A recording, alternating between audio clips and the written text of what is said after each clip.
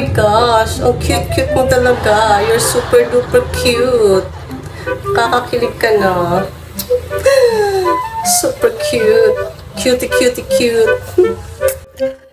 Sisi, ano na naman tong pinost mo? Relationship goals. May pa-post-post ka na naman ng ganito ng mga pare-relationship mo na naman, ha? Ano na naman to? Paki-explain mo nga sa akin bakit relationship goals ang post mo. Picture kasi yan, sis, ng gusto kong relationship. Gusto ko na kasi mag-jowa. You know, nakita mo ba? Napakakit niya, no? Diba? Bagay ba kami, sis? Sisi, wala akong masabi sa post mo.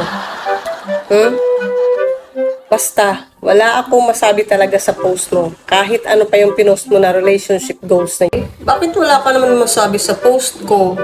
Eh, madami kang dapat masabi. Pwede mo naman sabihin na cute talaga din yung gusto ko maging jowa.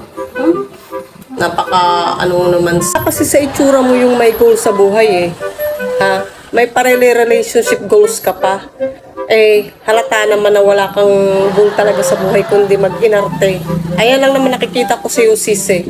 Ay, nako sis. Sabi ka naman, sis. Wala ka talagang ano sa akin.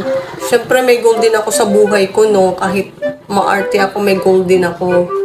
Judgmental ka talaga, sis. Sana lang, hindi puro kalandian yung ginagawa mo.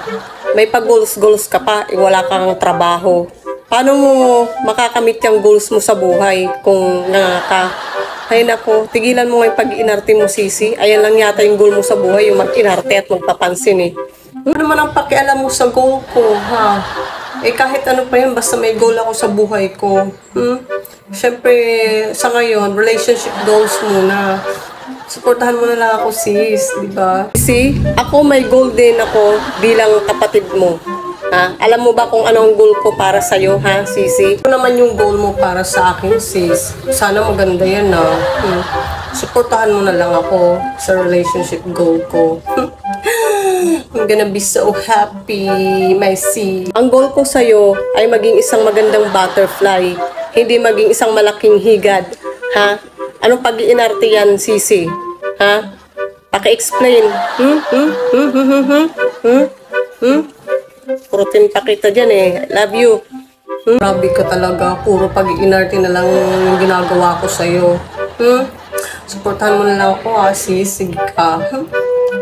Hindi na kita love. Pero ngayon, pag sinuportahan mo ako, I love you too.